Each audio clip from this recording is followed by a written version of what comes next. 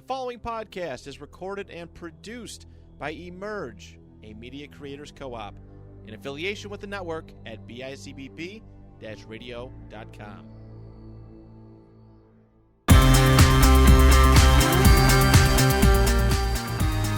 And we are live. Welcome, ladies and gentlemen, to another episode of the Buffalo Bros Podcast. We are your hosts, the ironic duo, Eric Nicotera and Jett Keegan. Yes. How we doing today, Jett? We are doing pretty good, man. We're coming off the heels of our very successful first episode over there. Yes. Yeah. And, you know, we're both GNC employees now. Yes. We made it official last week. Jett has finally decided to join the red side after a few years of being blue. The dark side. The better No side. More vitamin shop. No more vitamin shop. So, I guess I got some new stuff going on myself. I actually just officially started a cut. So last episode I was talking to you guys about, how to bulk up, and said I was eating 5,500 calories a day and, just trying to put on a lot of size. Mm-hmm. But now I've reduced those to 3,000 calories a day and feeling very depleted and not too good. Yeah, but cuts are not easy to go on. Want to explain what exactly a cut is, Jett? Absolutely. So a cut is when you are just shedding off all of the extra fat tissue and the water weight and everything that you put on during a bulk, because it's inevitable. So it's probably going to take around 2 months to get where I want to be, which is around 8 to 10% body fat, and I'm around in the 20% right now. But we'll get there, and just lowering the carbs and everything. But I won't have that marshmallow face anymore, as a gentleman in our comment section was talking about before. Yeah, so, that was pretty interesting. You know, it's kind of making me tired, but just want to lean back and stretch a bit.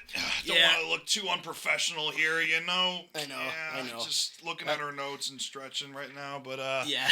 Anyhow, so basically this past week I've been super busy like always. I'm wrapping up a movie this weekend, Angelfish, so I'll be doing my last day on set of that, and then next weekend I'll be starting a new movie called I Can Be Better, which I get to play a cult leader in that. I explained that last week, and it's gonna be awesome. Yeah. Oh, Eric, what are you sipping on there? Oh, I'm glad you asked, Jett. I'm currently sipping on the tears of the other actors that did not get my part, because I like to stay humble. Ooh, there you go. Watch out, other actors. He's coming for you. So for me, the last cut that I went on was in 2022, and I actually managed to get down to, I would say that's about 8 to 10% body fat in these pictures right here. Abs for days. Abs for years. Well, they didn't stay for years because I went on a bulk. But no, it was, you know what? That was a good experience, but I definitely did not do everything right during that cut. There's a lot of things I did wrong. I didn't do cardio, first of all, which is pretty much essential for a cut. Absolutely. Second of all, I ate generally right, but not completely right at all. Mm-hmm. So this cut, I've made sure, now that I know much more about nutrition and just everything like that, I'm doing everything perfectly. I'm doing 20 minutes of cardio a day on my training days and 30 minutes on rest days, and just eating everything properly. I'm gonna get shredded. Yeah, man, and cuts are very difficult to go on, especially because you're limiting your carb sources in your diet. I've never exactly gone on like a cut or a bulk. I've necessarily just I've just eaten healthy. You know what I mean? Like, mm-hmm. I know what's healthy and I know not like what's not healthy, but cuts are not easy from what I hear, man. Especially cutting really comes into play when you're preparing for like a bodybuilding competition, and a lot of those guys have to shed a lot of water weight in their body, man. Yeah. And there's definitely, so for me, I'm not like preparing for a competition or anything, but the guys that do have to prepare for competitions, they have to cut down so much to the point where not only they're reducing carbohydrates and everything, but they're cutting their calories down to extreme lows. They are dehydrating themselves, and they can't take diuretics because they're banned in bodybuilding. Mm-hmm. What are diuretics? Diuretics are a type of drug that It's not a steroid. Steroids are obviously legal in bodybuilding, but diuretics are drugs that make you excrete all of the water that is in your body, all the extra water. And it's dangerous because if you take too much, then you'll excrete water that's in your organs. And that you don't want that to happen. Yeah, man. Like bodybuilders, they really need to take a shit ton of supplements, especially for their organ health as well. Jett, like how many pills do you take a day? I was taking over 60 pills a day. I've cut it down a little bit because some things I've just discontinued my usage of. But I still have to. I take a lot of things for my heart, my liver, and my kidneys. Those are the main three things I take supplements for, because that's very important as a bodybuilder, I would say, as far as supplements go. Yeah. And Jett, do you feel like bodybuilders need to take any anabolics to get started? The only reason you should ever take anabolic steroids to get started in bodybuilding is, well, not to get started, for sure. Wait 2 to 3 years, and then if you want to go into professional competitions, that's when you should take anabolic steroids. If not, do not experiment with them. No. Do not go on a cycle. Do not take them for any reason other than competing professionally, because they are dangerous. They could kill you. They could kill you if you take them improperly. They will cause side effects. They will deplete your natural testosterone levels, and they will cause irreversible damage. Yeah, it could alter your biochemistry for life. It absolutely can. You'll have to go on TRT if you decide to come off for quite a bit. And what's TRT? TRT is testosterone replacement therapy to allow your body to start naturally producing testosterone again. Then that's why the only reason I started taking them is because I knew for a fact, I started taking them 2.5 years into bodybuilding, and I knew for a fact that I wanted to compete professionally in bodybuilding, and that's the only reason you should. And you will get there one day, man. But you have to make hard sacrifices to get to that point. Absolutely. And, any person that wants to pursue something that's very fulfilling needs to make sacrifices. And with me, for example, I stopped going to school because I wanted to pursue acting full force, and I just didn't like what I was studying in school. Mm-hmm. So absolutely go to school if you have to, but go to school with a plan, know what you want to study, know what career you want to pursue, and just don't mess around in school, because they will kick you out if your grades are not good, okay? Yep, absolutely. So, Eric, I was saying a couple things about how to get started with bodybuilding, but why don't you give us a few pointers on how to pursue an acting career, kind of how to kick that off? Yeah, so, last week I kind of briefly described like what it takes to start an acting career, like experience. Well, how the hell do you get experience, Eric? Well, I'll answer myself right now. So I got my notes pulled up here, step by step, on how to start an acting career. Number one, take acting lessons. Even if you have like 4 years of experience in high school theater, if you want to pursue acting in film and television, it is a completely different beast from theater. Okay, there's no performing in film and television, because if you start performing in film and television, you are going to make a fool of yourself, okay? You are going to look like you have not prepared for this at all, because if you work on that performance as many times as you want to, and you're not able to take direction well, because say for example the director might want it a different way, you need to be able to take that direction, or else you're going to look like a fool and you're going to look so unprofessional. So start taking acting lessons, get experience, okay? Get as much experience as you possibly can, because not only taking acting lessons and taking acting classes is a great way to work on your craft, it's also a great way to network too, okay? Meet as many people in that industry as you possibly can, because who knows who could show up in an acting class? Like your acting coach might know somebody, or this actor might know another person, or that producer or director might know a few other people. So it's a great way to get started networking, especially if you don't know anybody in that industry. That's how I got started. And as soon as I started taking acting classes, I have built a great network around me, and you always need that wolf pack. You always need those people who have got your back. You always need those people who are there to cheer you on and bring you back up when you're down. So just start taking acting lessons for the craft and for the networking. Number 2, get headshots. You need to get headshots done because casting directors need to know what you look like. If they need a certain look for a movie or a TV show, they have your headshot there, and if they like you, they like your look, they'll bring you in for an audition. You need to know what you're doing though to get headshots done, because you can't just walk into a photography studio and hope to God that the photographer makes you look good. Okay, you need to have a plan going in. You know, how your hair is going to look that day. You need to know what outfit you're going to wear that day. So you need to go in with a plan, because headshots are not cheap at all. They can be very expensive, up to $200 to $500, maybe sometimes even $1,000. So you need to go in there with a plan. Otherwise, you're just wasting your money. Number 2, get on-set experience. Now, if you need to do background, okay, because I kind of shit on background on our last episode, and background is not my cup of tea. I don't do background. I've never really done background before. I've only done one commercial, and I was background on that, and I wasn't a fan of it. So I decided I'm not going to do it again, because I would rather work on getting on-set experience while delivering lines and being the star of the film or the TV show. So if you absolutely have to do background, if you have zero experience in film and television whatsoever, background's fine. Just don't be noticeable at all. Let's see. You can work on crew, so you can work on the lighting. You can work with the camera operators. You can work on the sound. So be on a crew, like a film and crew set on a film. Let's see, you can just work on student projects at your college, stuff that your classmates are filming, make your own films, because that's pretty much the only guaranteed way that you can get an acting job, is to make your own film and write your own film. Let's see. Number 4, make sure you gather the tears of the actors that try to get your part in a mug. Yeah, because you always want to stay humble, and you always want to stay down to earth. Yeah, thanks for that, Jett. Number 4, make an acting reel.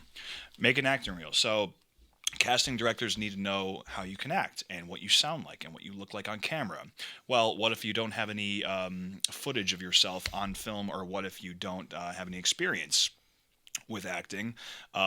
You can record yourself doing a self-tape with another person, so they can see how you react and see how you can deliver lines, So you need to make an acting reel. So an acting reel is basically just clips of different films or television shows, or even self-tapes that you've been in, or commercials, so casting directors know how you can act on camera. And the last step is start self-submitting for projects, okay? Submit as much as you possibly can. Even if you're not entirely fit for the part, you never know what could happen, because they might like you and they could completely change the character for you.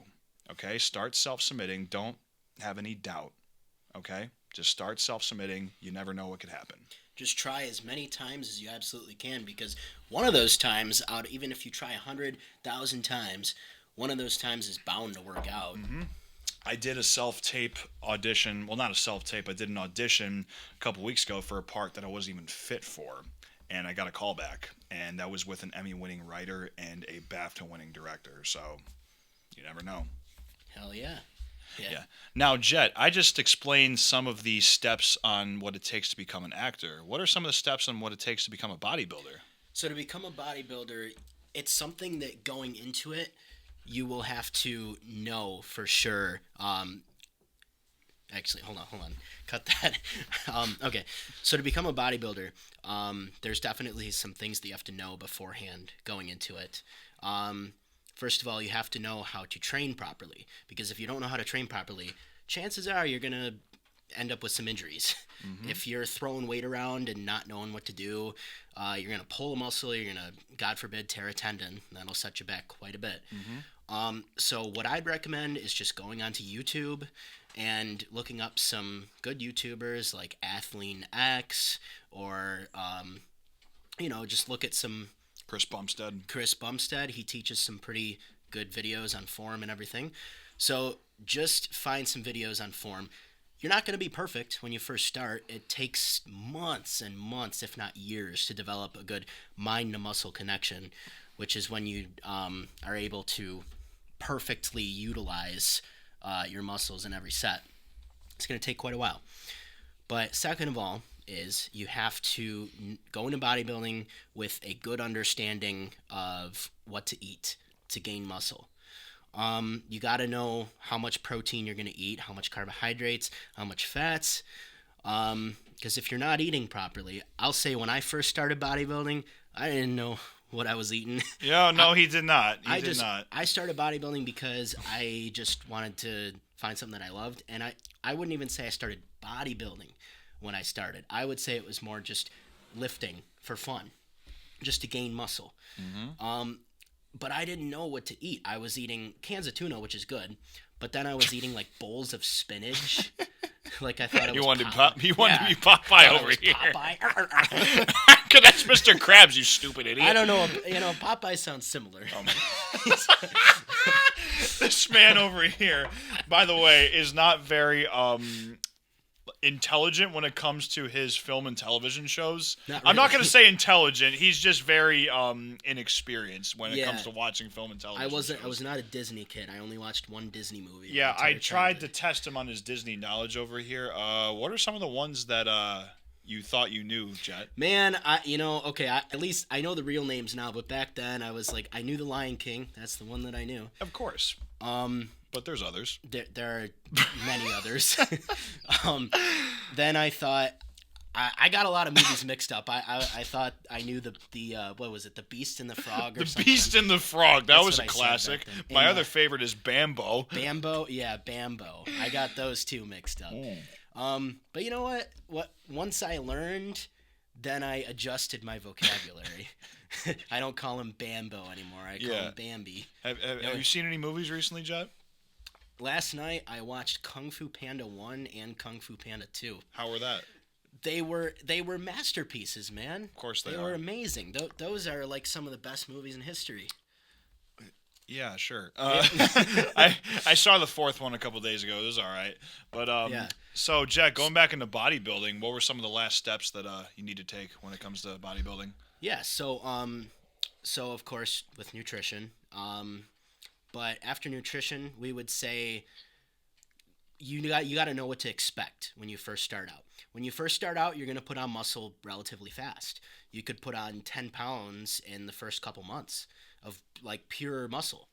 But then as you train, your body gets used to it and it adapts to it, and you will start noticing a very steady decline in how much weight you're gaining, because it's something called beginner gains or newbie gains. Once you reach past that point, you're going to start declining. You'll still be gaining muscle, but after the first couple years, you might only gain about half a pound of muscle at most in a month, as opposed to 5 to 7 pounds in your first month. Yeah. So that's something to expect. Don't be discouraged. Do not be discouraged, because you will be still making those gains. It's just going to take longer, but you just got to think about it. Is it worth? If you're so discouraged about it, then you think to yourself, well, is it worth to keep going? Most of the time, the answer is yes, because you want to achieve your dream physique. Yeah. So just keep going for it. Honestly, bodybuilding and acting are very similar in that scenario, because the first few years of doing it is going to be very discouraging. The one thing that you will hear a lot, probably 90+% of the time, is no. No, or you might not place in the top 5 in any competition that you want to participate in. And the first few years of doing both of those professions can be very discouraging, but if you love it so much that you're willing to accept those rejections or not place where you want to place in any bodybuilding competition, it won't matter to you. Honestly, it'll push you even harder to just keep pursuing it. That is what to go by if you have a positive, optimistic mentality, which bodybuilding, acting, and anything is a mentality that you should always have, because it keeps you going and it gives you that motivation to just maintain that drive that you have.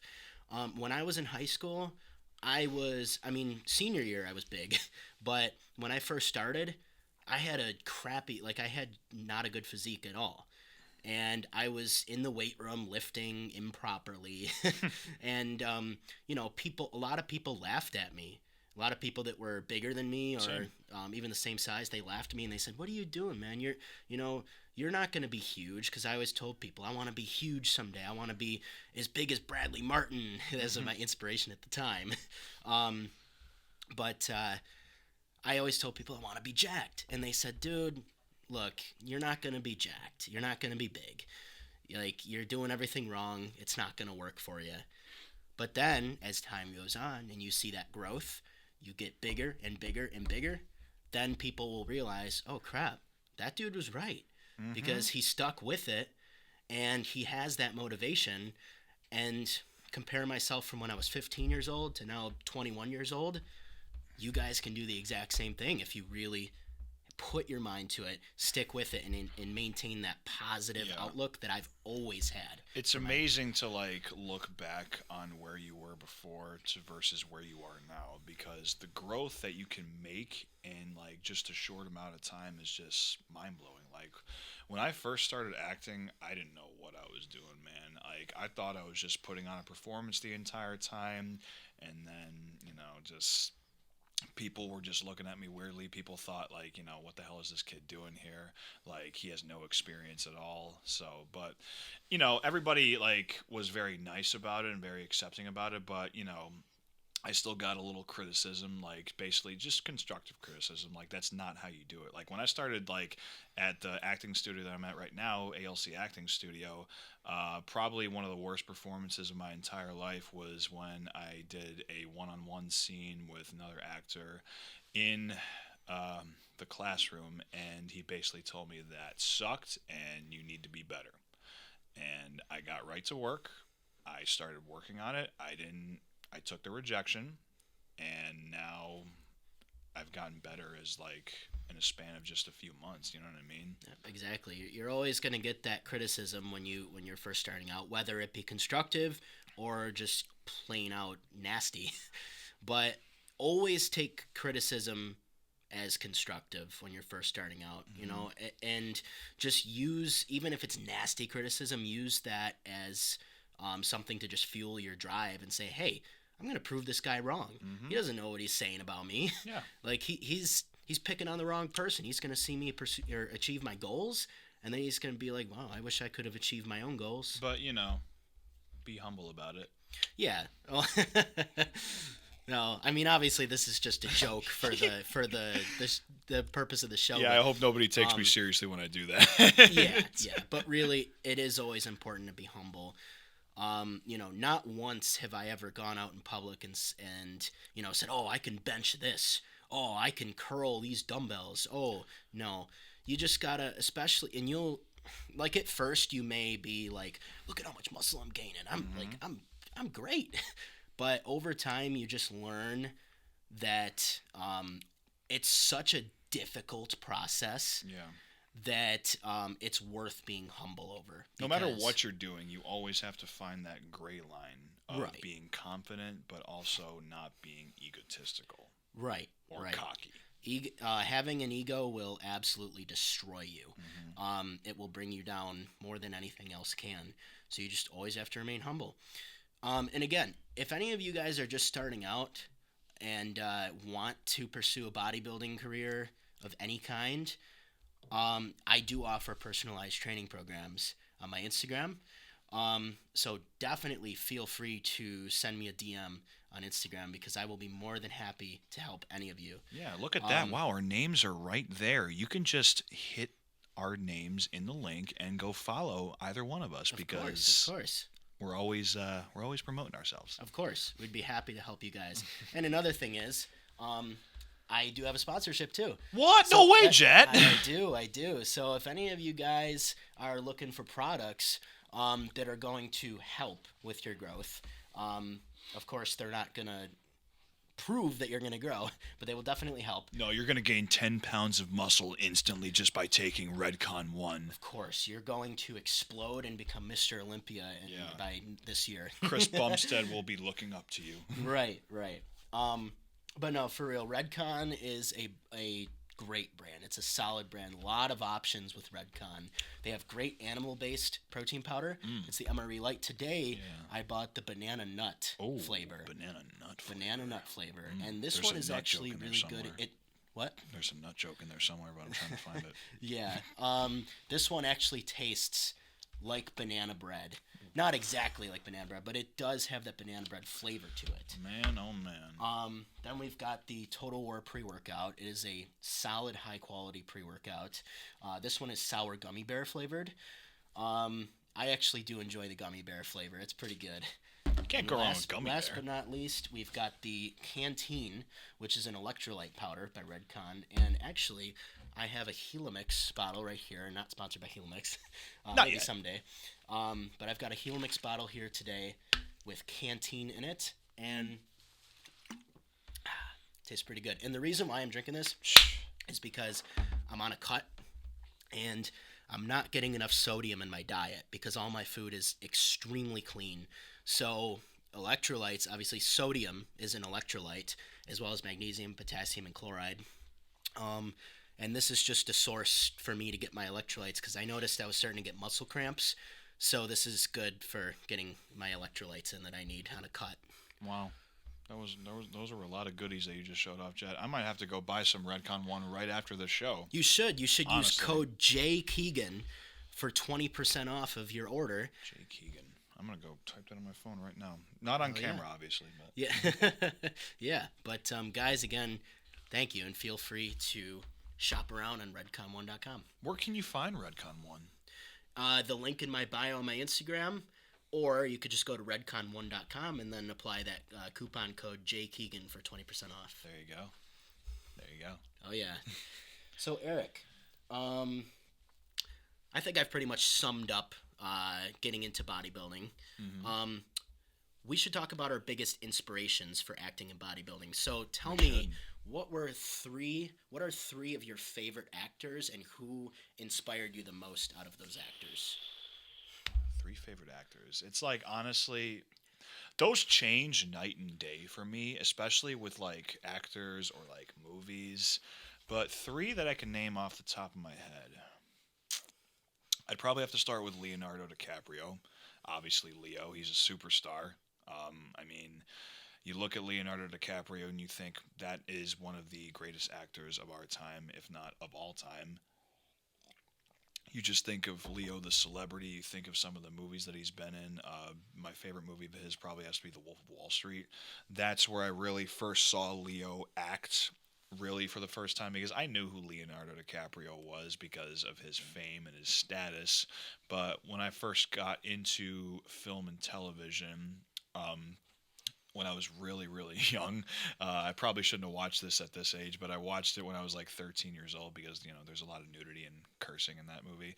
But I saw that performance and I was just inspired. I was like, man, I want to be Leo, man. I want to be Jordan Belfort in The Wolf of Wall Street, getting all these girls and not doing drugs, but obviously. But yeah, no, Leo's a big inspiration for me. Some of his other movies, Django Unchained, he was great in that.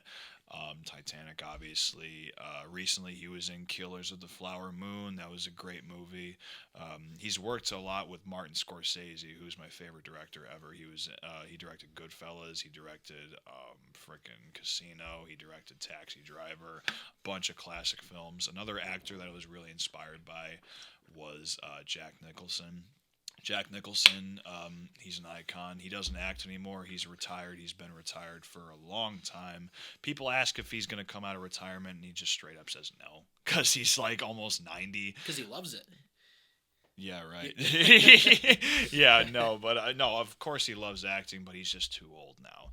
But some of my favorite movies of his were The Shining. Again, another movie that I watched when I was like really young. Probably shouldn't have seen that movie, but I was inspired by Jack Nicholson.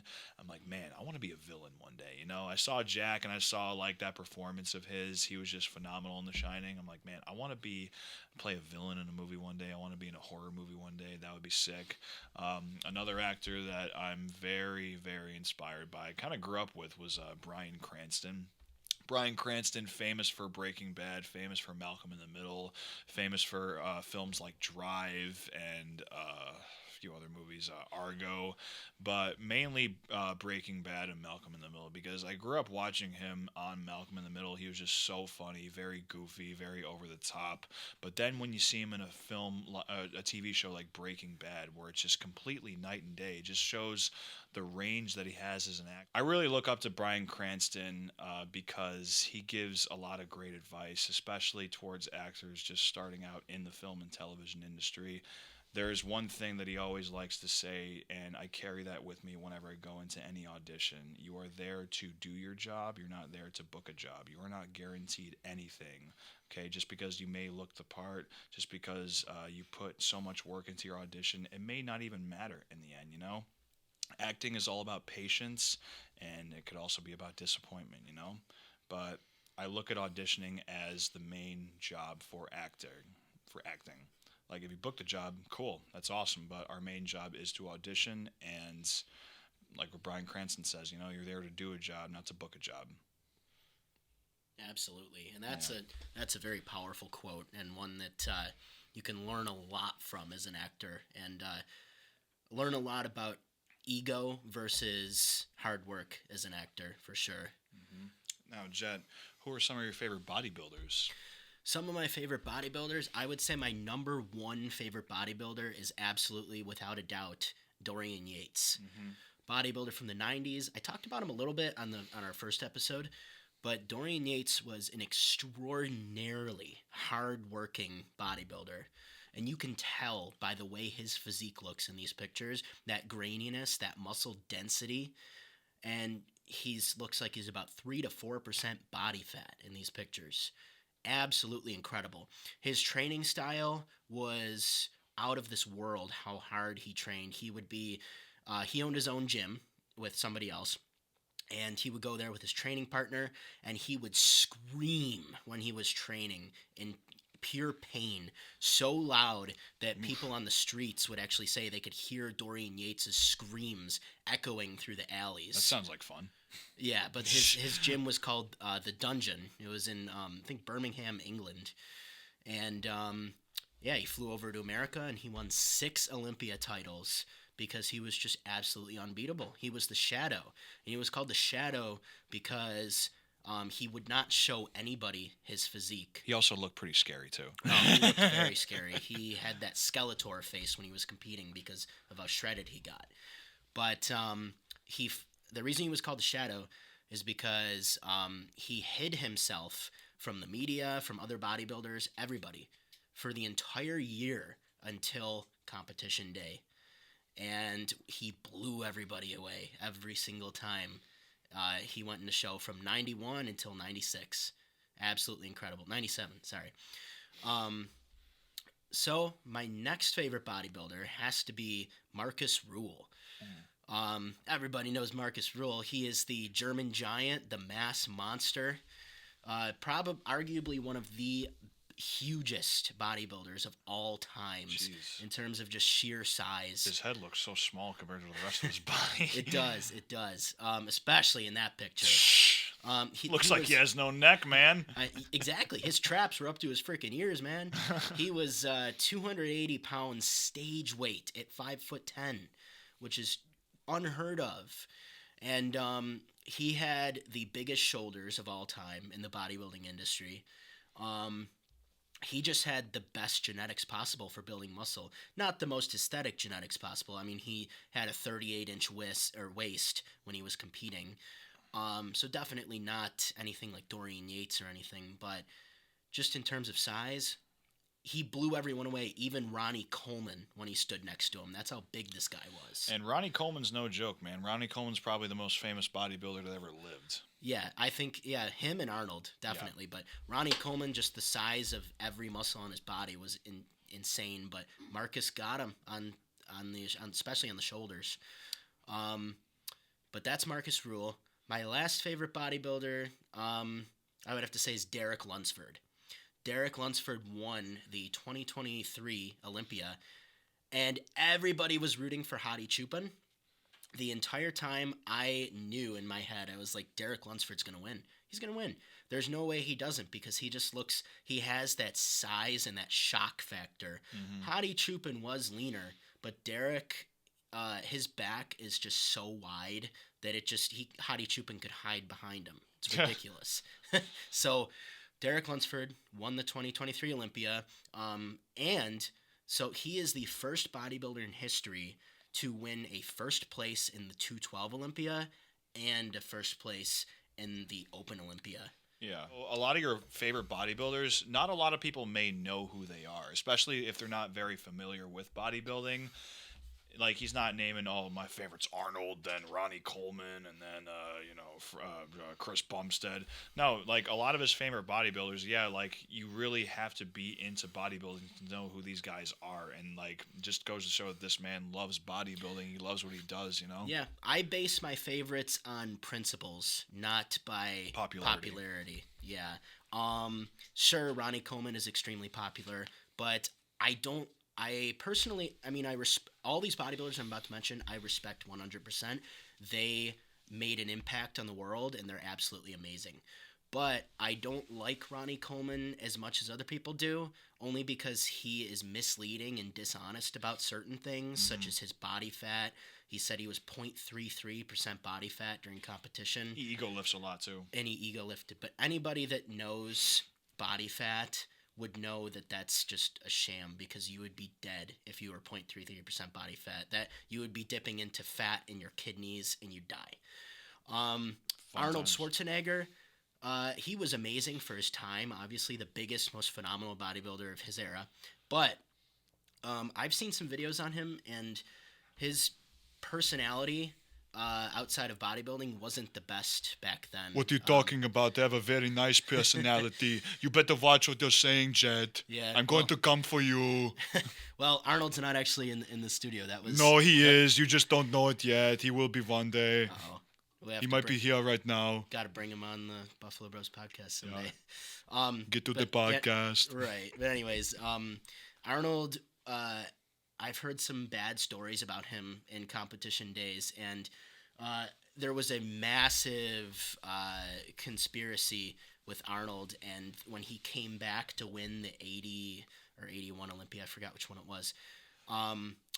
it was pretty much proven that it was rigged for Arnold to win. There were several bodybuilders that looked better than him in that Olympia. Tom Platz looked phenomenal. Mike Mentzer was in there, and he definitely should have won.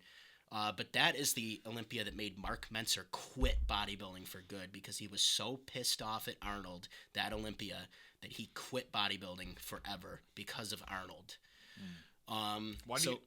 Do you think he loved bodybuilding, though? Mike Mentzer absolutely loved bodybuilding.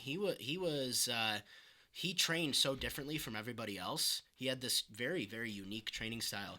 But he quit because he realized how corrupt the IFBB was back then, and Arnold just proved it for him. And they actually had a fight backstage before that show where Arnold was being extremely cocky and putting other bodybuilders down. And Arnold actually ended up going up to him and just being like, what's the word? Like snarled at Mike Mentzer, and Mike Mentzer yelled at him. And so that's why I don't particularly like Arnold. And I didn't like his training style either. But I gotta say that they didn't understand as much back then about, bodybuilding, so I give them the benefit of the doubt on that. But that's why I don't really like Arnold that much. I'm sorry, Jett. I'll do better next time. Get back into bodybuilding, Arnold. Come back when you're. I'm sure I will. I'm sure I will with my 70-year-old age. You can still do it, man. I'll prove myself. I'll prove myself better next time when I go into bodybuilding. Beat Derek Lunsford and Hadi Chupin next year, Arnold. You got this. I probably could. But yeah, that's pretty much it for our favorite bodybuilders and actors, and who inspired us the most. Yeah, a lot of these actors and bodybuilders, they're rich and famous now, but they all started somewhere. Exactly. Everybody has a beginning. Dorian Yates was so poor before he won the Olympia that he was practically living on food stamps. Yeah. He actually turned down a $250,000 contract at the time, to go into this one show or something. But he said, I will win the Olympia. I don't want to sign this contract. What did he do? He won the Olympia. Yeah. So and I didn't mention him as one of my favorite actors, but I do love him as an actor. His name's Rami Malek. He was in shows like Mr. Robot. He was in Bohemian Rhapsody. He was recently in Oppenheimer. He started out with no SAG card, no agent, broke, living in New York City, just struggling to make ends meet, trying to be a real estate agent while pursuing an acting career. he just kept auditioning and auditioning and auditioning until one day he got a call back from the Gilmore Girls, and she literally asked him, "So who's your agent, Rami?" He was like, You're talking to him." Right. But yeah, no, and that man's an Oscar-winning actor, so yeah, Exactly, guys. you got to start somewhere. And no, it doesn't matter where you start. It matters where you end up. For example, we didn't start in a perfect haven. No. I've been through some absolutely rough stuff. Right now I'm struggling financially, just like most people are. But Aren't we all, Jett? Everybody, right? Everybody in this economy, Yeah. especially in New York State. But no, I mean we've got a goal in mind. And we're going to do whatever it takes to reach that goal, even if we have to just suffer as much as we can. Never give up. Right. If you love it, never give up. And there'll always be haters. But that brings us into another segment of this podcast. Yeah. I don't know we don't know whether to call this person a hater or a lover. We're gonna. He's in that gray area that we were talking about before. Yeah. I think he definitely loves me. But I don't know what he thinks of me. He's got a very strange opinion of me. I don't know whether to take it as a compliment or an insult, but we're gonna find out real quick who this person is. We're gonna go over some of his comments about us. So let's talk about the McChuckins 101, aka Hugold. His name is Hugold. Yes. We're gonna talk about his Instagram account real quick. So he made a post with a baseball in it and tagged me in it. That was one of the first posts. And it looked like it was copied from Google Images and not loaded. It was fully. one of the worst cropped pictures I've ever seen in my entire life. Yeah, it was it was something else. Never seen a post like that before. Yeah. But McChuckins posted a picture of a baseball. He wants me to join the MLB, apparently. He keeps asking me how fast I can throw a baseball. I don't know how fast I can throw a baseball, and I've told him that. I've told him, hey man, I've never recorded myself throwing a baseball. Yeah. But he told me that I should record a video of myself throwing a baseball. We're gonna have to at some point here. Recording myself throwing a baseball. Yeah. And send the video to the MLB to audition for the MLB. I guess he wants you to be an actor and a baseball player at the same time, because you don't audition to get into the MLB, Hugold. That's just not how that works, man. Yeah. You really can't do that. Yeah. You got to start playing baseball at a very young age. He also thinks I can beat Babe Ruth in Wii Sports Baseball. First of all, Babe Ruth has been dead for a very long time, Hugold. I don't think he can't even compete in that anymore. He can't even play Wii. I don't even know if Babe Ruth would know how to play Wii Sports.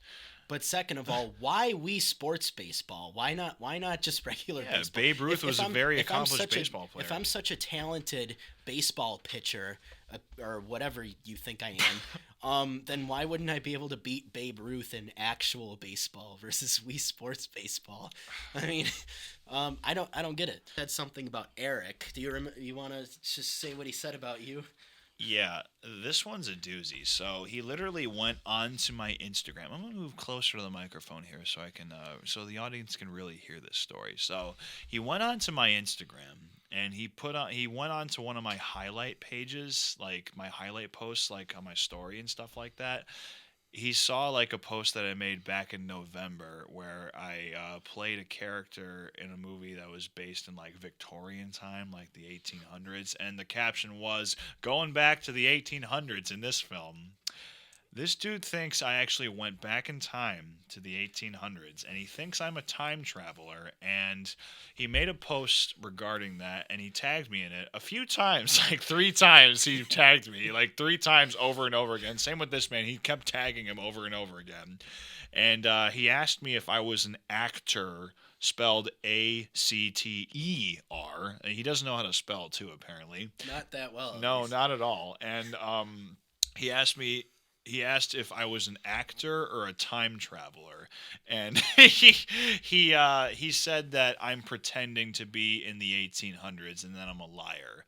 Yeah. I don't think he knows how acting works. No, he pretending exactly, which is what you were doing. Which is exactly what I was doing. But he didn't really understand the concept of pretending. So he was trying to call Eric out for being a fake time traveler and saying he has a time machine when he doesn't. And he said, "Oh, only Docker Brown, not Dr. Brown, Docker Brown, from that one movie can use his car to go back in time." And Eric does not have that car. He's referring to Back to the Future. Yeah, Back to the Future. Yeah.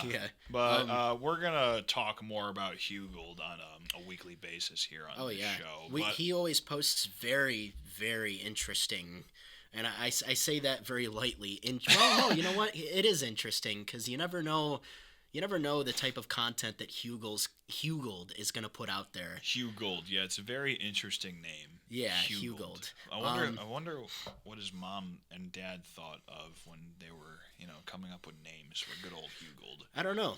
If any Huggolds are out there, we don't mean any harm. It's just it's a very unique name, Huggold. We're not trying to offend all the Huggolds out there, but hey, if your name's Huggold, hit us up and we'll apologize to you directly here on the show. Yes.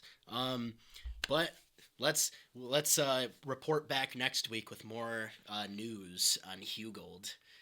Daily news. Weekly. Yeah, news. Weekly Huggold report. Yeah. McChuckins report. So, well, I think that just about sums up this week. Very successful episode. Second episode of our weekly podcast, the Buffalo Bros Podcast. Featuring we were your hosts, the Ironic Duo. Oh, man. We said it in sync, baby. Let's go. Yeah. In sync and everything. Yeah. I'm going to finish the rest of my electrolytes before this is over. Yeah, and I've already finished all the tiers. They tasted great, by the way. Hope to get more soon. But, I finished my Redcon Canteen, and you can get some Redcon Canteen if you used code JKeegan for 20% off, remember? 20% off. Oh, yeah. That's a lot of money right there, cool. Man. But exactly. Yeah, so wanna promote our Instagram? Yes. Chat? So again, our Instagrams are gonna be on the bottom there. And go give us a follow and some likes and comments and stuff. And you can DM me for personalized training programs. You can DM me if you want to for acting advice or how to get started on acting. If you're an actor living out here in Western New York, check out the ALC Acting Studio. Great acting classes to take here, taught by Andrew Caldwell. Yeah. Hell yeah. Hell yeah. We are very excited to continue this, and we have a special announcement. Next episode, we're having a surprise guest. What? No way, Jett. We are. Well, you knew, man. No, I didn't. Oh, well. But yes, swear to God, we're having a surprise guest. I wonder who it's going to be. I wonder. We wonder, and you will wonder. You're going to find out next week? You are. On Saturday at 2 p.m. So... Thanks, guys, that for was watching. The Buffalo Bros Podcast, and we are out, ladies and gentlemen. Peek out. Peek out.